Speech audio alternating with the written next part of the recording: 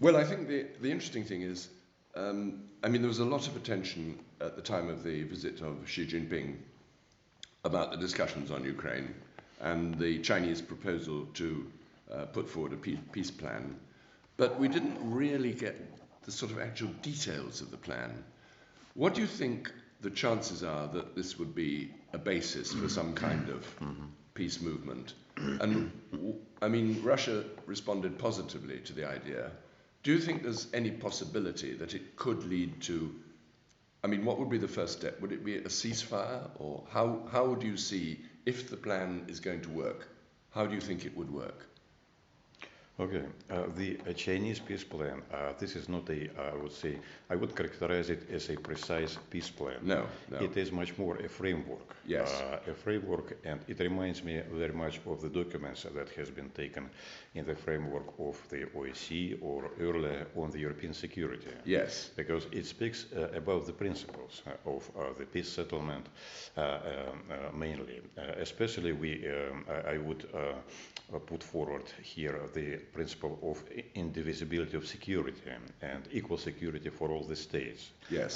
And things like that, which are contained in it, the necessity to abolish the Cold War, think about it, and I will not repeat every 10 points that I have. Yes. So it may serve as a platform for rapprochement of it. Basically, what we need to have in peace, there are two things in it. One is, of course, ceasing discrimination of the Russian population and Russian-speaking population, which is quite a lot in Ukraine. And in the recent times, many laws have been taken that are discriminating, in fact, life in Ukraine, which was one of the cause of what is happening right now over there. So re-establishment of normal life for Russians over there, like everywhere in Europe, by the way, in accordance with the European law and all regulations that has been done to the human right. So people should live in peace, like in Belgium, they are living with two different languages, like in Switzerland, where there are 4 languages, and they are living normally and in peace.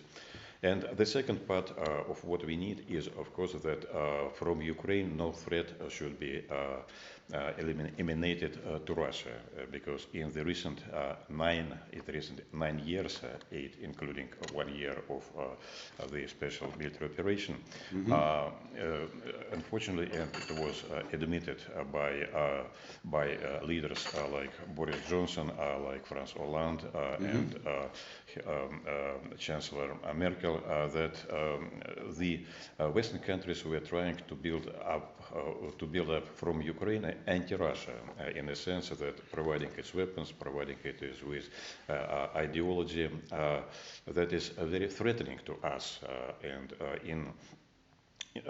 in the end of the day, we feel that out of Ukraine, a real military threat is coming, and the building up of it is continuing, and it may result into the very serious assault on Donetsk and Lugansk people, Oblast, and then the West will say they are doing it in their own soil.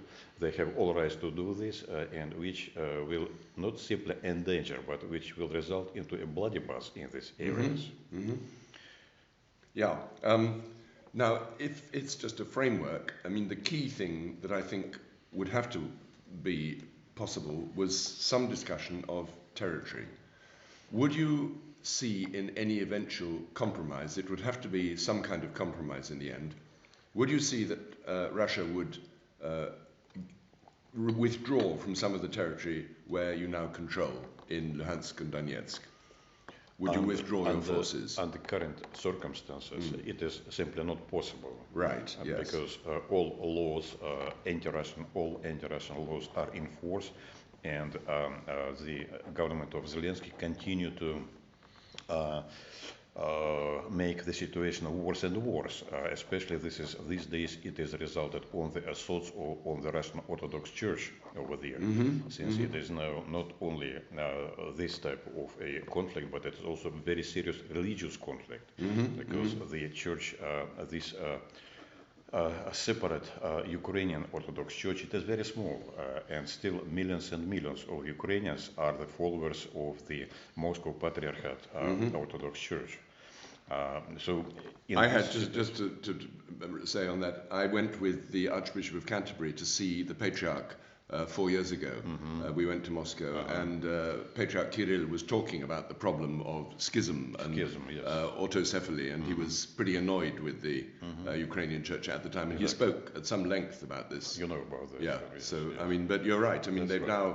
now, there's the question of the lavra, and the monks, and the question of whether or not the loyalty to the Moscow Patriarch can now be possible or allowed, or, I mean, this is, as you say, Absolutely, quite and it happens not only in Kiev, but it happens also in different cities and towns, especially in the west of Ukraine, where they are trying to get out the priests from the Orthodox Church and to seize the property of the churches and by force. So all of this creates conditions in Ukraine really inhuman, I would say, the domination of from the point of view of human rights.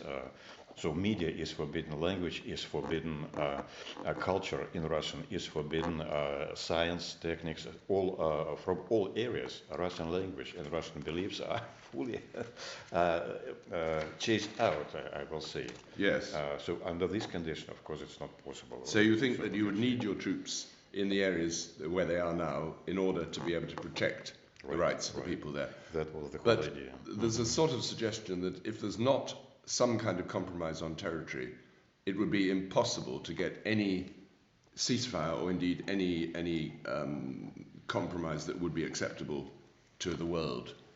Do you think if you had conditions that were better, do you think you could withdraw troops or you could give territory? For me, it is out of the record. Just out of the record. I'm not the president, so I cannot say it for him. Yeah. But on the record, I will say that situation and this is not a new newspapers or information service, situation in Ukraine itself. It needs really attention, because Ukraine's economy is collapsing now. Human resources are collapsing. In a sense of economy, they lost 35% of GDP last year. In addition, this year, another 10%. So altogether, it is only half of economy, and it is not working. In terms of your human potential, half of Ukraine is now abroad. So out of 45 million which were living in Ukraine before the conflict, it is now around 20, perhaps 19 to 20 million only inside Ukraine. And out of these people, it is calculation by the experts. It's not my. It's not my ciphers. It is not my figures. And out of these people that are in Ukraine, how many soldiers are being, because they have now 7 waves of mobilization. Mobilization. Conscription, mobilization. 7 waves of mobilization. Who is going to rebuild Ukraine after that? Well, that's a big. I mean, I could ask the same question for you, because Russia has also suffered very many casualties. I mean, I know that you've not put out official numbers, but the estimates that are quite widespread from all different sources suggest a very large number of casualties, more than all the other wars you've had since the Second World War, which must be a big drain both on morale and on resources. And if this is the case, as you say, for the Ukraine also, you cannot afford to keep going with the fighting at this level. It's simply not sustainable. How can you end the actual killing? Actually, casualties on the Russian side, they are not revealed for many months. Yes. But you also should understand that the conscripts in the army, they are only keeping France only. Who is in the battle? It is our ЧВК, military company. ЧВК Wagner. The Wagner Group. The Wagner Group. These are. And so the estimates, which is also given by the experts, it is they're also well known. We have two different narratives. Yeah. Some are saying it is 100,000 and all of that, which is the figure has taken from the ceiling. But actually, experts, our experts, or those who are watching it, and neutral experts, they are saying that the casualties are about 1 Russian soldier to 7 Ukrainians. Really? Yeah, exactly. This is is the well, figure which is I think you'll find a lot of doubt on it, but let me just put on the record that that's what you say. So Ukraine will say vice versa. Yes, but yes. I would like to bring here the citation from Churchill, who has said, "When the war starts, the first casualty is the truth." That's right. That was the right figure. That's right. That's and right. Another of his saying was that, which I like also very much, during the war, when the war, the truth is so valuable that it should be protected by bodyguards of life. But, well, I mean, I don't think you'll find. There will be enormous disagreement about the actual figures and the actual casualty numbers. So this makes no sense to discuss that, since Yes. Both sides are keeping them. The only thing that would be clear is that for both sides, this is extremely costly in terms of human life. Do you think it would be easier to have a ceasefire first before you even have actual negotiations over? Absolutely. I completely agree with you that ceasefire is important, and we are also not against the negotiations. But as we understand, that Ukrainian side is saying every day that we are against the ceasefire. It is prohibited by law, and also U.S. is saying that Ukraine should fight, and U.S. is exactly as well as U.K. are saying that we need to a strategic defeat of Russia. This is what is needed. Yeah. In these conditions, of course, for us to say, let us have ceasefire tomorrow, will not be accepted, neither by Washington, by London, or by Brussels. Well, could a mediator come along with a suggestion? I mean, China's, as you say, there's no plan. What about, say, Turkey? They've already intervened or mediated on the grain deal a few months ago, well, in the summer. Would they be acceptable, or do you think your own military, security would not allow you to have a ceasefire unless you had tougher guarantees? As for a suggestion for a mediation, yes. I can say that we have numerous of them. Yes. And I can reveal a small secret. Also, at this table, some suggestions for a mediation has been provided by a pretty serious group. Yes. So we have unofficial groups in Britain as well. Yes. As well. So yes. It's international. Okay. International. So, yes. So mediation suggestions have been coming from the Middle East, from Latin America, from Turkey, China, and all of that. But in a situation when Ukraine themselves, and I will just have to repeat what I have already said, they are totally, and I can understand, because otherwise, if Ukraine will agree at the moment for a ceasefire, it will not get more armaments, probably more assistance in other fields, but for them, I do not see the prospect. At the moment, they are so belligerent and continue to fight with all these slogans that also have been pronounced by Borrell, for instance, that the result of the conflict should be found at the battlefield. So at the moment, we simply do not see it as realistic, I will say. I will say like that. Yeah. But we are always prepared for normal negotiations. What about domestic opinion? For example, if you had a ceasefire before you actually have negotiations, I mean, I think most people would agree, you must have an end to the actual fighting before you can start talking. But if you had a ceasefire where the forces are at the moment, would there be pressure in public opinion in Russia to push back further? I mean, would a ceasefire be unpopular? Because in a way, it would be, to some extent, you would not have achieved your aim if you have a ceasefire. You would simply have stopped where you are now, and then maybe talks. But would there be public pressure in Russia to push forward a bit harder?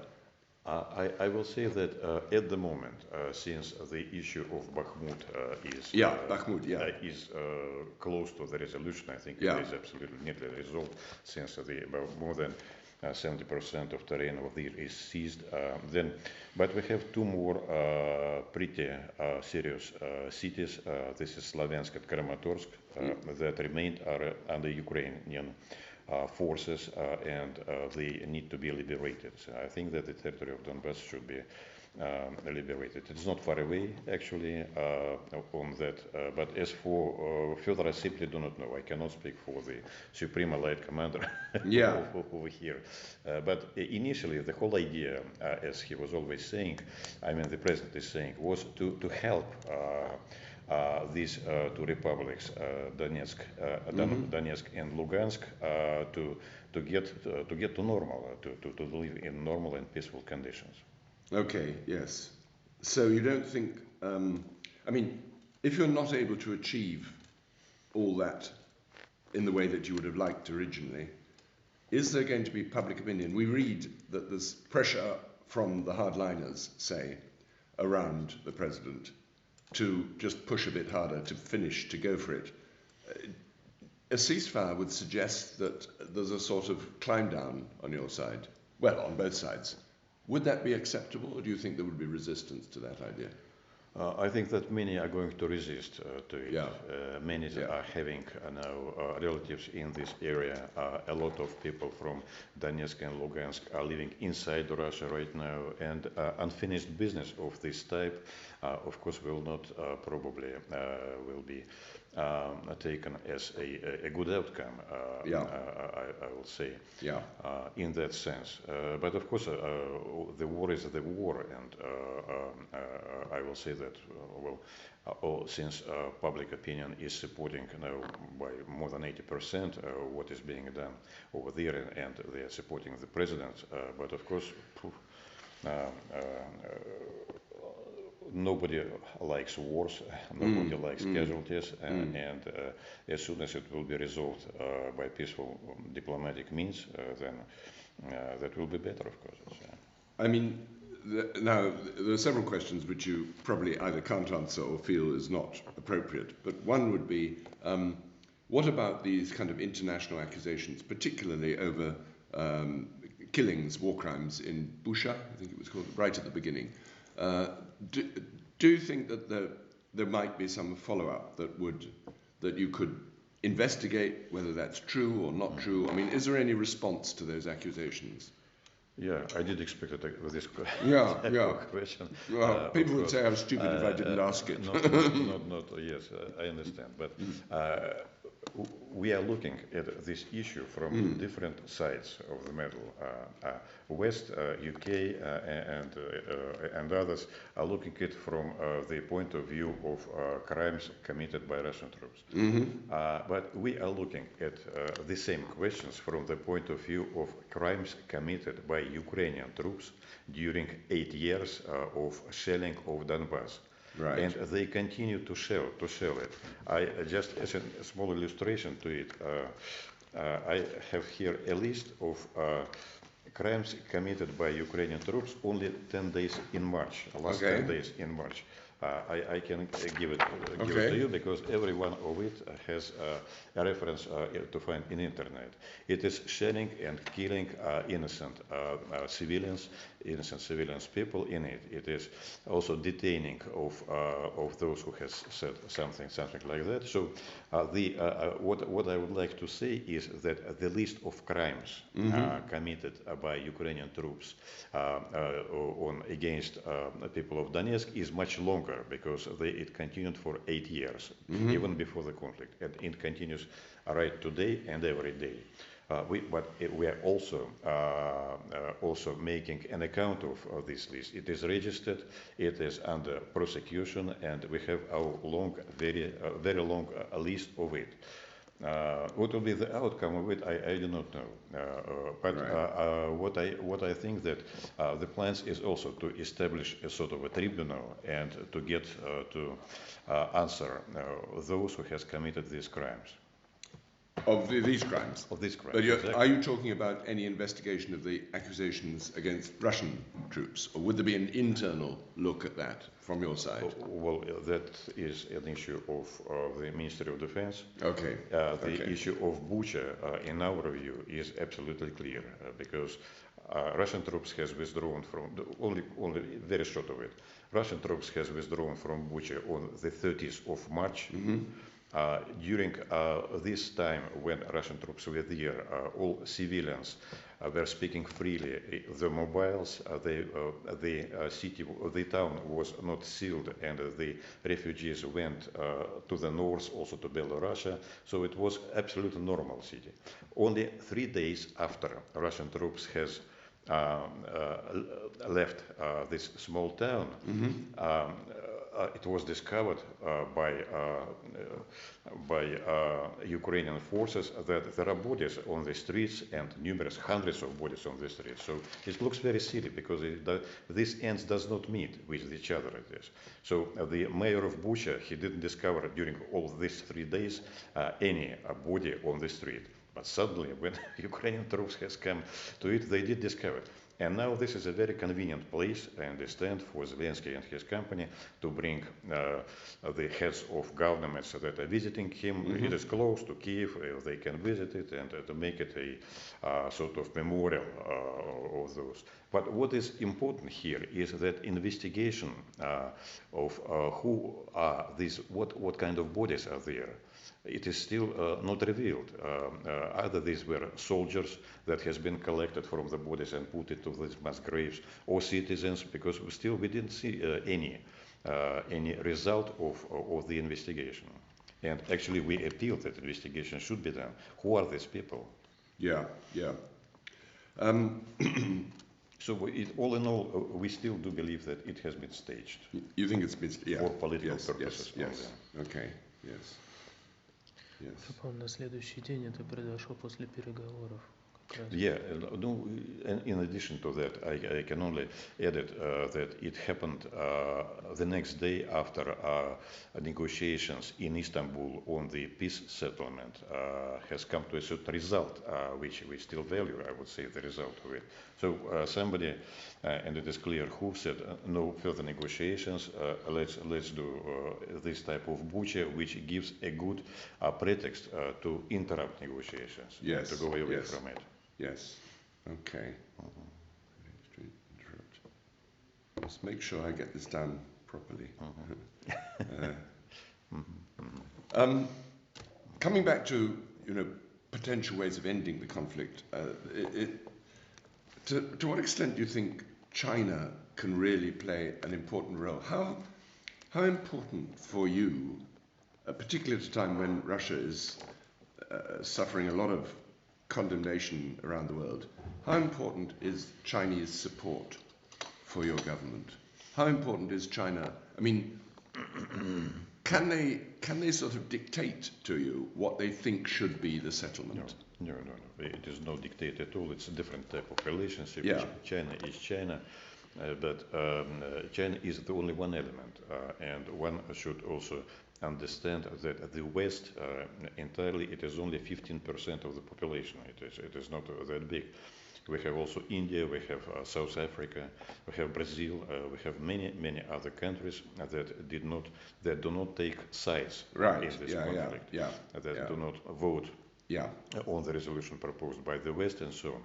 China is actually important for us because it is the relations really they have never been like that. In fact, probably in the early 50s or something we were. So they're closer than since the Mao time.